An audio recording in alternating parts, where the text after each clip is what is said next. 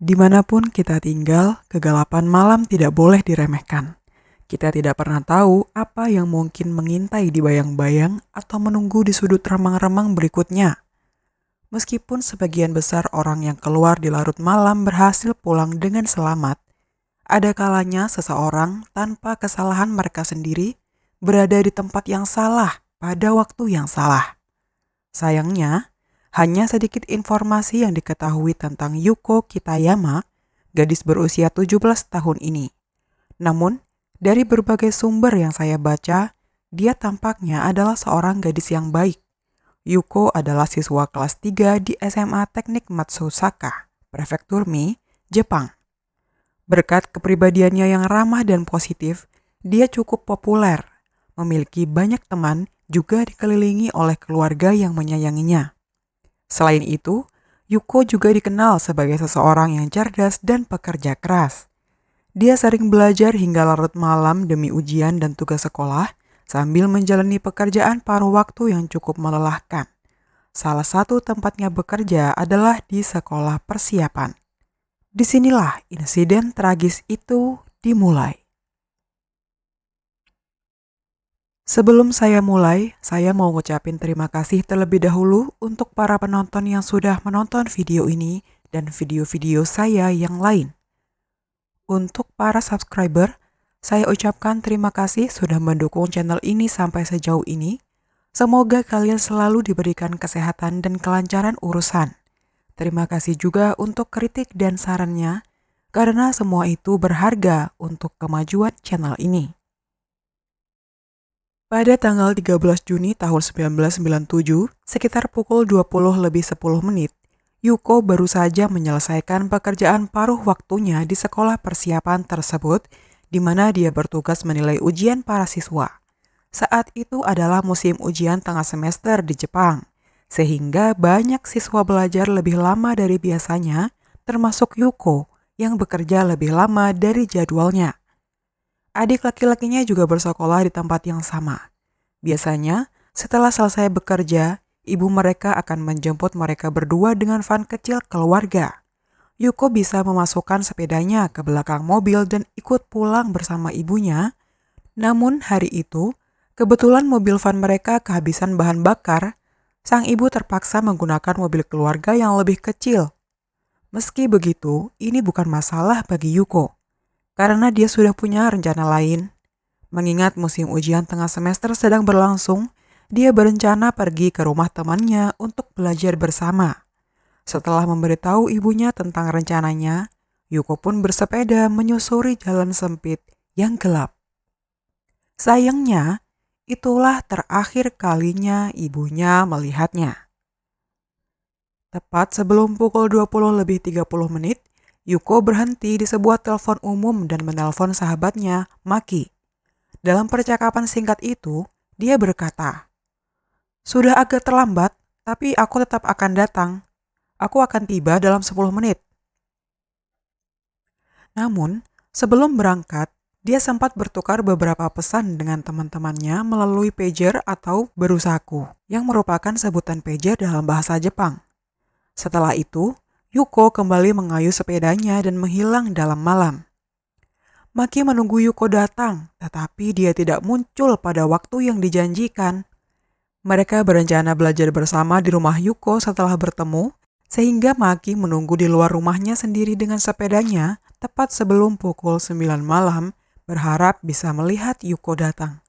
Namun, Yuko tidak juga muncul, bahkan setelah Maki menunggu sekitar 40 menit.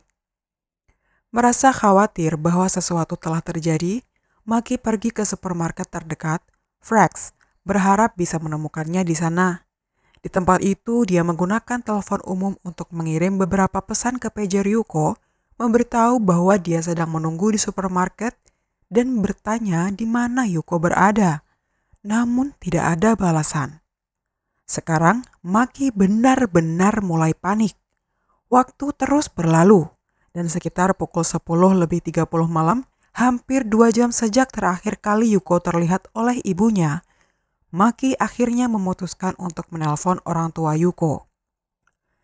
Saat berbicara dengan ibu Yuko, Maki mengatakan bahwa Yuko belum datang dan bertanya apakah terjadi sesuatu. Namun, jawaban ibunya membuatnya semakin bingung. Sang ibu yakin bahwa Yuko sudah ada di rumah. Kebingungan berubah menjadi kepanikan. Maki dan orang tua Yuko mulai mencari di sekitar daerah itu, tetapi mereka tidak menemukan apapun, tidak ada jejak barang, tidak ada sepeda, dan yang paling penting, tidak ada tanda-tanda keberadaan Yuko. Akhirnya, sekitar pukul 2 pagi, sekarang sudah memasuki tanggal 14 Juni tahun 1997. Orang tua Yuko pergi ke kantor polisi untuk melaporkan putri mereka yang hilang. Pihak kepolisian segera bergerak dan selama beberapa hari berikutnya, mereka mengerahkan hingga 3.000 petugas untuk menyisir daerah sekitar, mencari petunjuk tentang kemana Yuko pergi. Yuko bukan tipe orang yang akan kabur begitu saja, terutama karena dia sudah membuat rencana sebelumnya dan saat itu adalah musim ujian.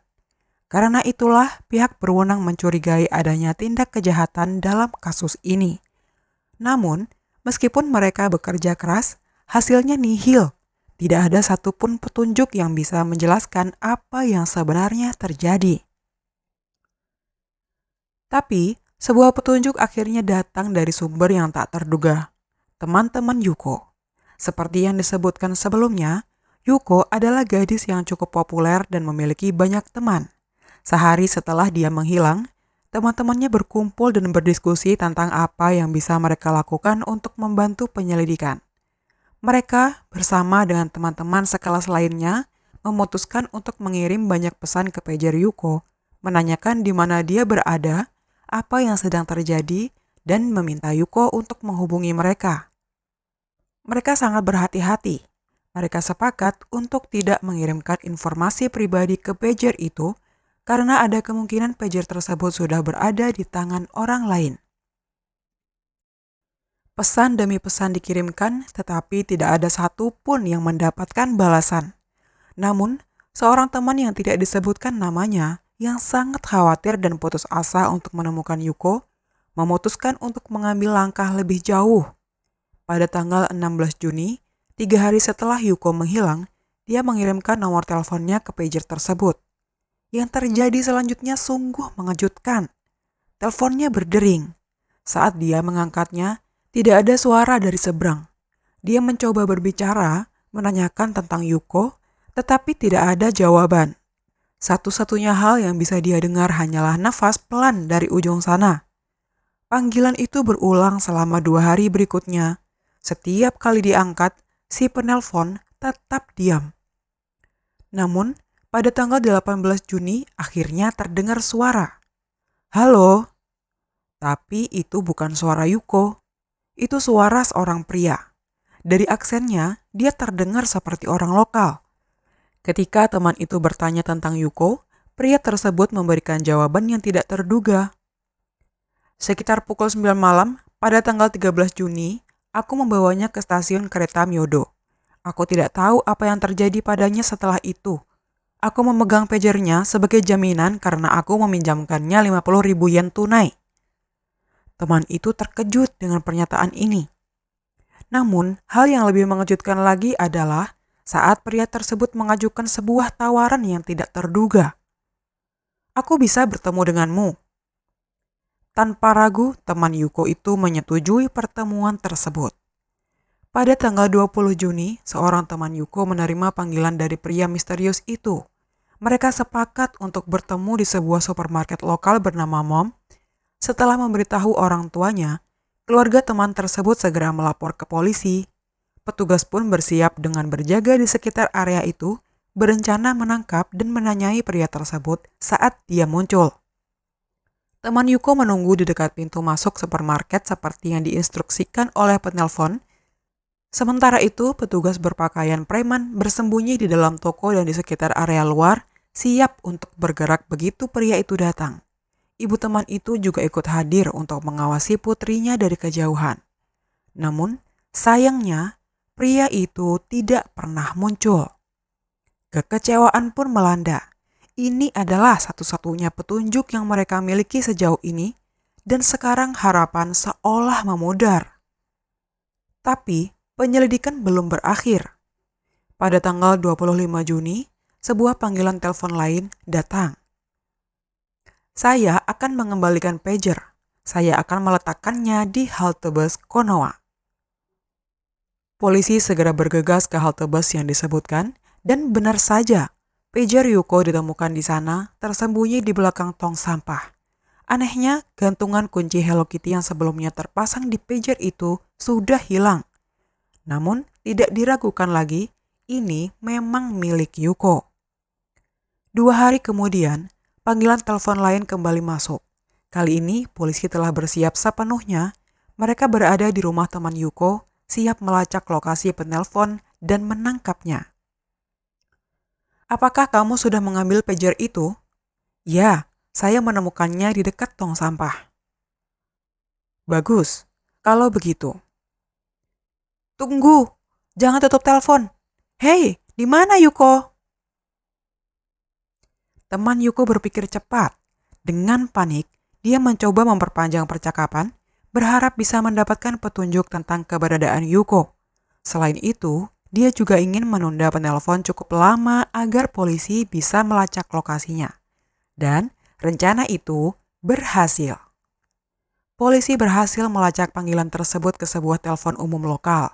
2 petugas segera bergerak ke lokasi dan menangkap seorang pria berusia 46 tahun. Akhirnya, ada sebuah terobosan dalam kasus ini. Namun, ini baru permulaan dari kebenaran yang lebih mengerikan. Pria itu bukan orang baik. Dia adalah seorang mantan narapidana yang baru saja dibebaskan setelah menjalani hukuman 12 tahun penjara atas kejahatan keji, yaitu menyerang dan merampok seorang wanita tak bersalah setelah dengan sengaja menabraknya menggunakan mobil. Dan kini, polisi menduga dia telah mengulangi kejahatan yang sama terhadap Yuko. Penyelidikan lebih lanjut terhadap pria itu pun dilakukan. Polisi menggeledah minivan barunya dan menemukan beberapa hal yang mencurigakan. Pada bagian bemper kiri dan lampu sen, terdapat beberapa kerusakan kecil, namun ketika ditanya, pria itu menolak memberikan penjelasan. Mengingat minivan itu baru dibeli 4 bulan sebelum hilangnya Yuko, ini dianggap mencurigakan. Kecurigaan semakin menguat setelah polisi berbicara dengan tetangganya. Mereka mengatakan bahwa pria tersebut sangat telaten merawat mobilnya. Ia sering mencucinya dan memastikan mobil itu dalam kondisi bersih.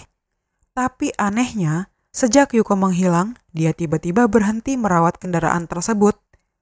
Polisi mulai mempertimbangkan kemungkinan bahwa pria ini telah mengulangi modus operandinya, menabrak Yuko dengan mobilnya untuk memenuhi niat jahatnya. Di dalam mobilnya, polisi menemukan kwitansi tol dari jalur Ise Futami Toba yang mengarah ke pantai di Jepang. Kwitansi itu bertanggal tak lama setelah Yuko menghilang. Tersangka tidak memiliki alasan untuk pergi ke daerah itu, namun ketika ditanya, dia menolak memberikan penjelasan. Hal lain yang mencurigakan adalah pola pengisian bahan bakar mobilnya. Biasanya, pria itu mengisi bensin seminggu sekali di stasiun yang sama. Namun setelah Yuko menghilang, ia mengisi bensin 2 kali dalam waktu singkat pada tanggal 15 dan 17 Juni sebelum kembali ke rutinitas biasanya. Polisi menyimpulkan bahwa ini bukan kebetulan. Perubahan kebiasaan yang tiba-tiba, perjalanan yang tidak dapat dijelaskan, serta bukti-bukti yang mulai terungkap membuat penyelidik yakin pria ini memiliki keterkaitan langsung dengan hilangnya Yuko. Hal yang lebih mencurigakan lagi adalah salah satu barang yang ditemukan adalah sebuah kamus karakter Jepang, buku yang umum dimiliki oleh siswa sekolah menengah seperti Yuko. Meskipun tidak bisa dipastikan 100%, Ibu Yuko mengatakan bahwa kamus itu sangat mirip dengan milik putrinya. Hal yang lebih mencurigakan lagi adalah di dalam kamus itu terdapat nomor telepon teman Yuko, orang yang sebelumnya dihubungi oleh pelaku. Tim forensik kemudian membandingkan tulisan tangan di dalam kamus dengan tulisan tersangka dan hasilnya cocok. Namun, temuan paling mengkhawatirkan datang dari analisis laboratorium. Penyidik berhasil menemukan lebih dari 100 helai rambut di dalam minivan tersangka. Ketika diuji melalui tes DNA, rambut-rambut itu terbukti milik Yuko. Serat dari pakaian Yuko juga ditemukan di dalam mobil tersebut. Saat ini, penyelidik semakin yakin bahwa pria ini terlibat langsung dalam kasus hilangnya Yuko. Kecurigaan semakin kuat ketika mereka mulai mewawancarai penduduk setempat. Seorang saksi melaporkan bahwa pada hari Yuko menghilang, ia melihat sebuah minivan terparkir sangat dekat dengan telepon umum yang biasa digunakan Yuko untuk menelpon temannya, Maki. Deskripsi saksi cocok dengan kendaraan tersangka, termasuk model dan warnanya. Beberapa hari sebelum hilang, Yuko sempat menceritakan kepada teman-temannya bahwa ada sebuah minivan putih yang mengikutinya. Ia merasa takut karena mobil itu muncul berulang kali di dekatnya. Sekali lagi, ini cocok dengan kendaraan tersangka. Dan tidak hanya itu, ketika pria itu ditangkap, polisi menggeledahnya dan menemukan sapu tangan di sakunya. Keluarga Yuko langsung mengenali sapu tangan itu sebagai milik Yuko. Namun, ada satu hal yang paling mencurigakan. Saat penangkapannya, pria itu sedang menekan sarung tangan. Padahal saat itu adalah musim panas Jepang yang lembab dengan suhu yang sangat tinggi. Kenapa seseorang mengenakan sarung tangan tebal di tengah cuaca panas? Polisi yakin dia sengaja memakai sarung tangan untuk mencegah meninggalkan sidik jari dimanapun. Tidak ada alasan logis baginya untuk mengenakan sarung tangan tebal di cuaca seperti itu, kecuali jika dia mencoba menyembunyikan sesuatu.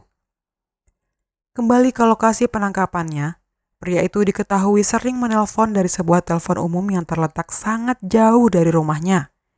Area tersebut cukup terpencil dan sulit terlihat. Pihak berwenang menduga bahwa pria ini memilih lokasi itu secara khusus untuk menghindari ketahuan dan dikenali. Saat diinterogasi, pria itu tidak bisa memberikan alibi untuk malam saat Yuko menghilang. Baik teman maupun keluarganya tidak tahu di mana dia berada pada saat itu. Selain itu, suara pria tersebut diidentifikasi sebagai suara penelpon misterius oleh teman Yuko dan polisi yang telah mendengarkan rekaman panggilan sebelumnya. Ketika ditanya tentang pager Yuko, dia tidak menyangkal bahwa dia pernah memilikinya. Namun, pernyataannya berubah-ubah. Di telepon, dia mengatakan bahwa dia menerima pager itu sebagai jaminan. Namun dalam interogasi, dia mengklaim bahwa dia menemukannya di jalan secara tidak sengaja. Dia bahkan mengatakan bahwa saat melihat pager itu milik seorang siswi sekolah menengah, dia berpikir bisa menggunakannya untuk berkenalan dengan gadis-gadis muda. Itu adalah sebuah pernyataan yang sangat mengkhawatirkan. Tetapi ada satu detail yang sangat mencurigakan. Meskipun dia mengakui pernah memiliki pager Yuko, tidak ada sidik jarinya yang ditemukan di sana. Jika dia memang menemukannya secara tidak sengaja, mengapa tidak ada satupun sidik jarinya yang tertinggal di pager itu? Hal lain yang terungkap selama interogasi adalah tindakannya 2 hari setelah Yuko menghilang. Saat berita tentang hilangnya Yuko masih baru dan belum banyak diketahui publik, pria ini tiba-tiba mendatangi sekolah Yuko. Dia berdiri di dekat gerbang sekolah dan mulai bertanya kepada siswa lain apakah mereka melihat Yuko. Pihak berwenang percaya bahwa ini adalah usaha yang buruk untuk menciptakan alibi, seolah-olah dia tidak tahu apa yang terjadi pada Yuko. Namun, semua bukti yang dikumpulkan menunjukkan hal yang sebaliknya. Dan sekarang, polisi semakin yakin bahwa mereka berada di jalur yang benar untuk mengungkap kebenaran di balik hilangnya Yuko. Tapi, sayangnya, pria ini sangat cerdas. Sebagai mantan narapidana, dia sudah terbiasa dengan sistem hukum dan tahu cara memanipulasinya. Langkah pertamanya adalah menyangkal pernah bertemu dengan Yuko. Dia mengklaim bahwa pager itu hanya ditemukan secara kebetulan, seperti yang telah kita bahas sebelumnya. Lalu, dia menggunakan strategi paling efektif yang dimilikinya, yaitu diam. Terlepas dari tumpukan bukti memberatkan, dia menolak berbicara kepada pihak berwenang. Bahkan setelah berjam-jam diinterogasi selama berhari-hari, dia tetap bungkam. Polisi mencoba segala cara untuk membuatnya berbicara, tetapi setelah pernyataan awalnya, dia tidak mengatakan sepatah kata pun lagi. Namun, dia tidak hanya diam, dia juga menyewa pengacara hak asasi manusia. Pria ini ingin memutarbalikkan narasi dan mengklaim bahwa dia hanya ditangkap karena masa lalunya sebagai mantan narapidana. Dia bersikeras bahwa catatan kriminalnya telah menyebabkan polisi memiliki bias terhadapnya, bahwa mereka hanya mencari alasan untuk menuduhnya. Lebih dari itu, dia dan pengacaranya menantang pihak berwenang dengan satu argumen kuat. Tidak ada yang bisa menghukumnya jika Yuko belum ditemukan.